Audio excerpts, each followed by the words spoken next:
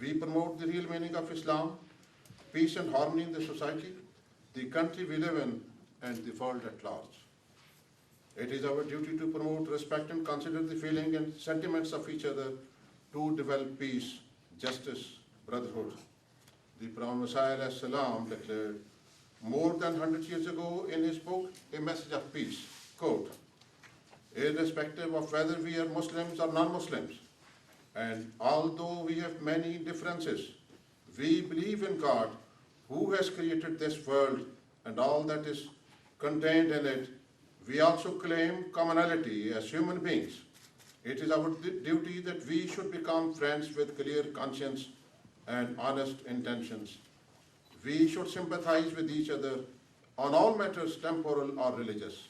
My friends, that faith is no faith that does not teach sympathy for mankind.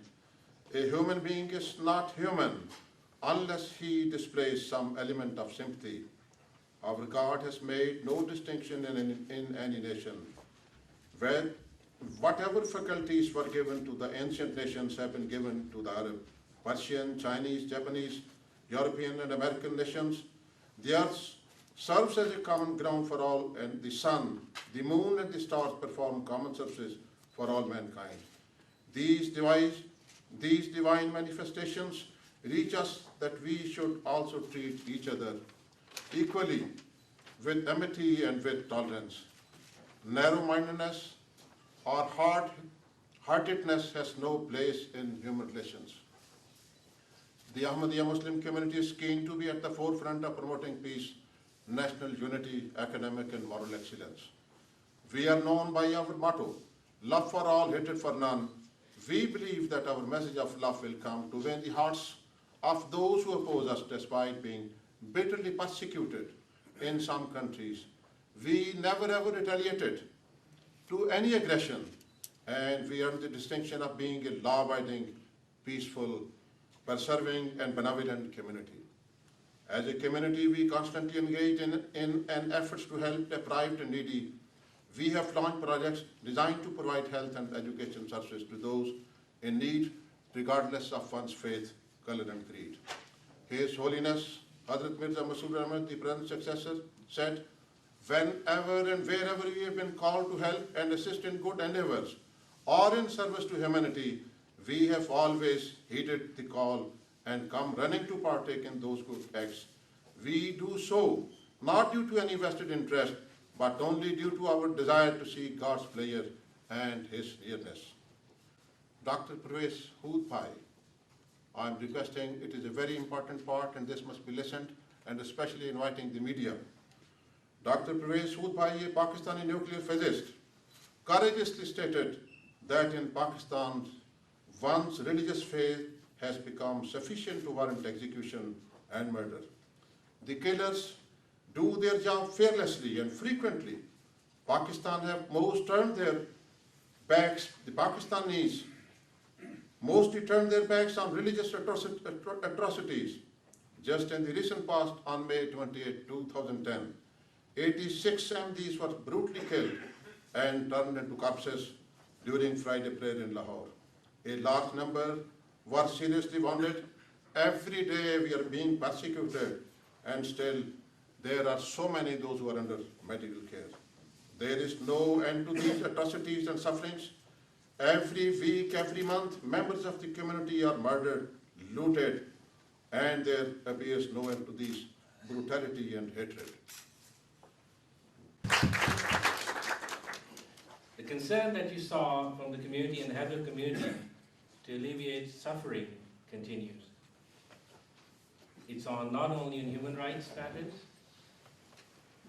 international development matters, but also political and geopolitical matters as well. His Holiness takes keen interest in the affairs of the world. Very recently, he has given personal attention to the matters pertaining to the Middle East. He has written to world leaders so that a calamity can be avoided. And the calamity that we refer to is the possibility of nuclear war. He has addressed world leaders, particularly countries concerned, and given them advice. What we can do is support that cause as well. It's all our job for every one of us to not only eliminate human suffering, but to help others who work towards it. First of all, let me thank the organizing committee of this event for extending the invitation for me to come out and talk a little bit about the role of media in upholding human rights and building racial harmony. I think if anybody has paid attention to the news, whether it be in print media or on television or in radio, everybody would agree here that never in time and history has there been more of a need for communities to outreach or reach out to each other and build better relationships. So let me begin with a traditional Islamic greeting of Assalamu alaikum wa rahmatullah. Peace and blessings be with all of you. I'm going to quote the UN Secretary General Kofi Annan. This quote was published in International Herald Tribune on June 2nd, 1999. Press freedom is a cornerstone of human rights. It holds governments responsible for their acts and serves a warning to all that impunity is an illusion. The links between the human rights, democracy, and development is a core question for policymakers, not just in the political world, but also within the business and finance circles of the global markets. I see a fellow full-service investment advisor sitting right at the back, Asif Khan. He would probably testimony to what I just said. Political risk is something, and it's a derivative of lack of human rights that's consistently taken into account when financial modeling is done from the standpoint of investing capital around the world. It is increasingly recognized that stability, social and cultural cohesion, and structures of the democracy are essential to strategies for trade, international cooperation, and national development. A key element of these strategies concerns independent journalism and free media, which provides a bedrock for democratic exchange and respect for human rights. The contribution made by journalists is clear. By exposing violations of rights, media can improve the climate of democratic debate and reduce corruption in public life.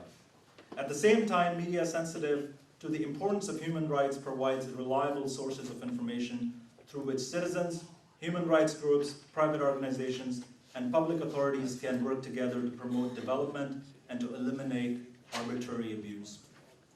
Without the media reporting the sometimes stirring and often ugly scenes of the civil rights movements, for instance, in the United States of America, would it have progressed as it did? Some think not. The media has the power to chronicle American history by using journalism as a tool to break down stereotypes, help educate, present the truth, and influence the public. The media also can educate people about other cultures and create bridges between people that would otherwise have nothing in common.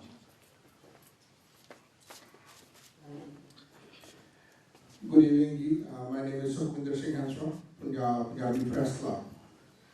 I wanted to thank organizers to put us such an event and invite us for this informative session, I would call it.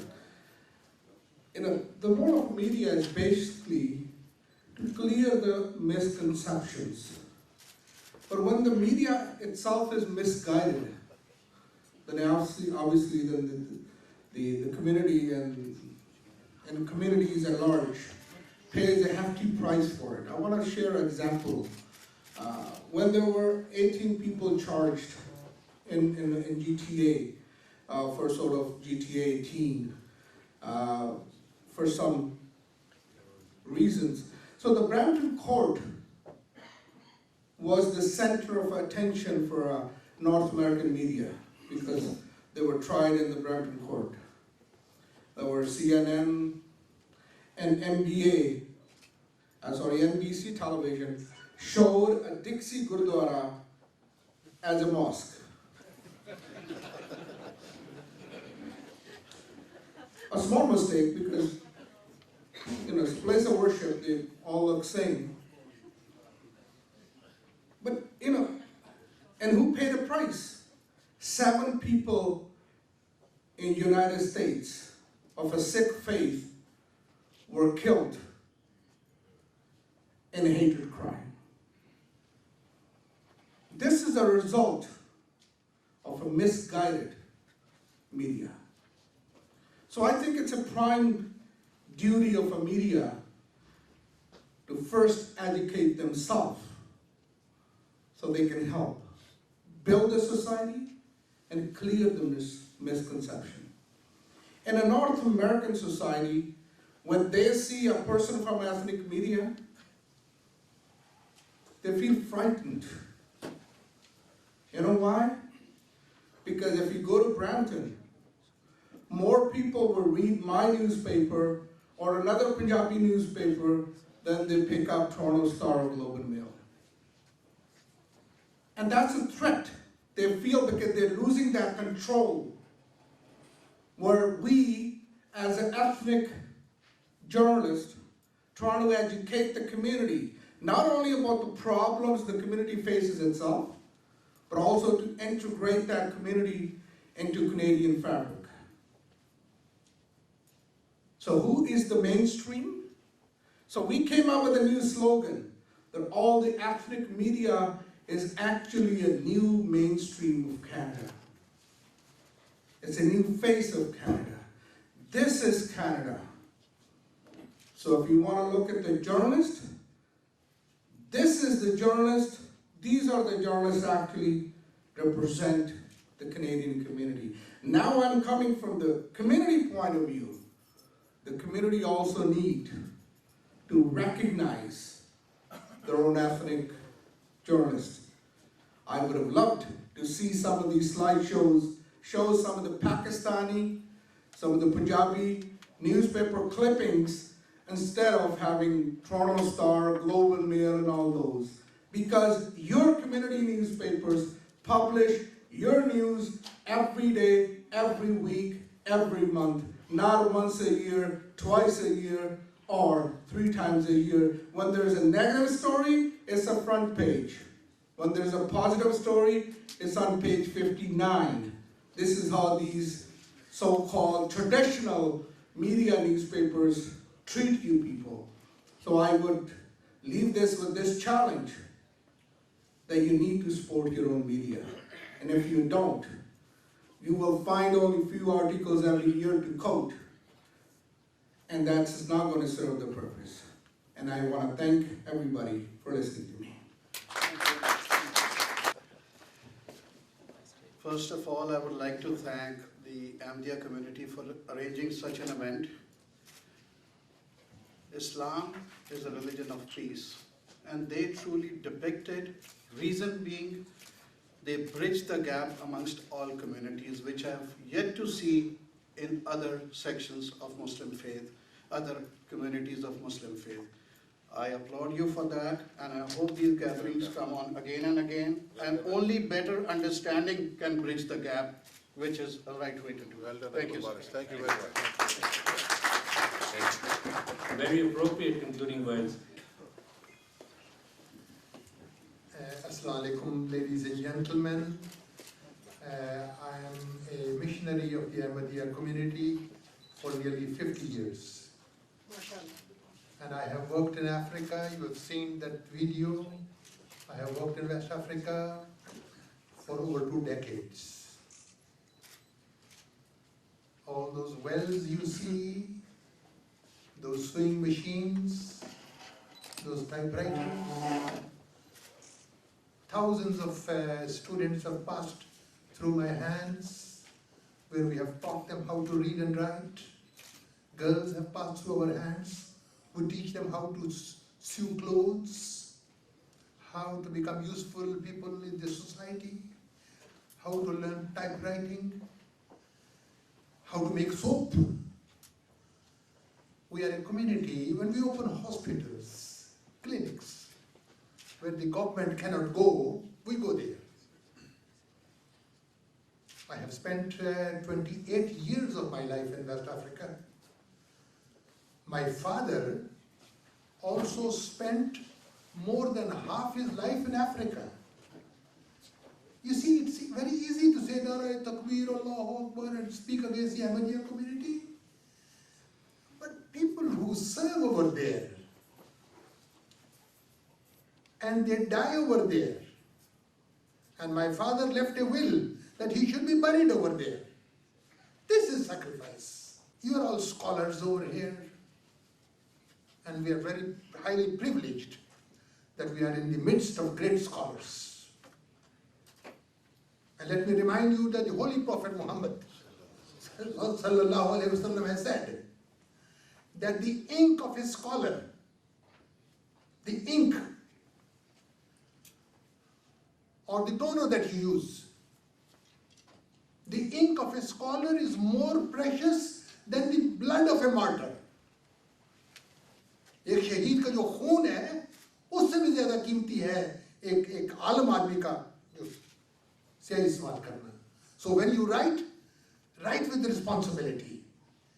These papers that you flow about over here, sometimes they go to the garbage bin or they go for recycling. Some will be kept for posterity. After 100 years, people will look at your newspaper and they will know what you have written. So always write with responsibility. And our humble message, why have we invited you over here? Is it because we want you to write some favorable notes on us? No. We want you to write, always write whatever is right.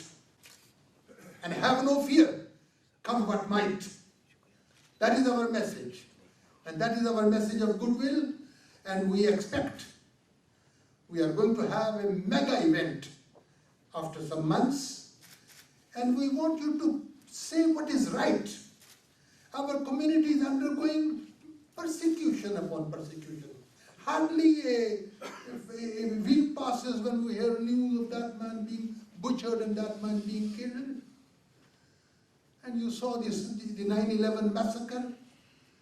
And you saw that our response, our revenge, ours is a sweet revenge. What we did was that if 3,000 people were murdered in cold blood on these twin towers, our response was that we willingly gave our blood. We gave our blood for 30,000 people. That is our response. Assalamu alaikum wa rahmatullahi wa barakatuh. Peace and blessings on all of you. First of all, I want to thank you for being with us this evening. Representatives from the media and our honored guests who are not in the media, but they have shown interest in being with us. I want to briefly share with you bridging of the gap, which my friend just mentioned, that we are, by grace of Allah, a community who are trying to bridge the gap between different communities across different religious perspectives. I want to tell you that this perspective we got from Hazrat Ahmad, the founder of the Ahmadiyya community. This perspective was already there in Islam, but it was not being properly emphasized. He told us that God is one and humanity is one. And all the messages which came from God to humanity at different times have to be one. And he told us, and he emphasized that all religions were true at their source. So this is the perspective which enables us to invite the followers of all religions as our brothers and sisters, as our siblings. And we tell them that we don't claim to be exclusiveness on being the only true religion. Your religion which you are following was true at its source. If there are differences now we see between one religion and the other, they are not the original differences. They have become differences. They have been evolved due to the effect of time. So based on this perspective, we are trying to provide a stage where we invite followers of all religions to come together and explain the beauties of their respective faiths to those who would like to share. By grace of Allah, we are holding more than 100 events throughout Canada, and if we take the whole world, it would be thousands of such events which are taking place. It was just said here that ignorance is the worst enemy of peace. We are trying to take away ignorance between ourselves by bringing together people on the same platform. We are adding value to Canada. We are adding value to wherever we are in the world. And we want to assure you that wherever we are, you would find that we say yes to everything which is good for humanity. जब लड़की अपनी skin की वजह से परेशान हो तो फिक्र की क्या बात है, लेजर स्पॉट है ना। Laser spot, photo facial, Thermage anti ageing, laser hair removal, laser spot, where beauty meets elegant professionals. Laser spot, highway 10 और क्वींस के संगम पर। Call Sheila 9054872680। अपने कारोबार की तरक्की के लिए प्रिंट पब्लिसिटी और बेहतरीन प्रिंटिंग के लिए सिर्फ एक ही नाम, जहां जदीद टेक्नोलॉजी से store front science, channel letters, banners, real estate science, sandwich boards, vehicle graphics, business cards, post cards, labels, flyers आपके बजट और आपके वक्त में बनाए जाते हैं। आपका काम सिर्फ सोचना है, क्योंकि We print your thoughts. Science